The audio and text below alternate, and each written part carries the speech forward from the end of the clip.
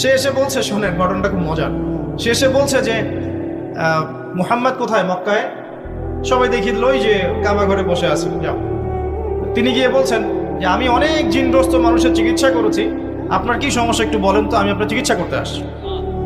তখন নবী সাল্লাল্লাহু আলাইহি ওয়াসাল্লাম কি বললেন জানেন? তিনি বলছেন, এই যে এটা বলছেন, ইন্নাল হামদুলিল্লাহ নাহমাদুহু ওয়া নাস্তাঈন মান ইয়াহদিহিল্লাহু ফালা মুদিল্লা লাহু ওয়া মান ইউদ্লিল ফালা হাদিয়া লাহু ওয়া আশহাদু আন লা ইলাহা ইল্লাল্লাহ ওয়া আশহাদু আন লা ইলাহা ইল্লাল্লাহ ওয়াহদাহু লা শারীকা লাহু ওয়া আশহাদু আন্না মুহাম্মাদান আবদুহু ওয়া রাসূলুহু আম্মা বা'দ। এই পর্যন্ত এসেছেন। এতটুকু শোনার পরে এই জিমাদ আল আজদি তিনি বলছেন যে আচ্ছা কি বললেন আরেকবার বলেন তো। আরো একবার শুনলেন, ঠিক সহিহ হাদিস।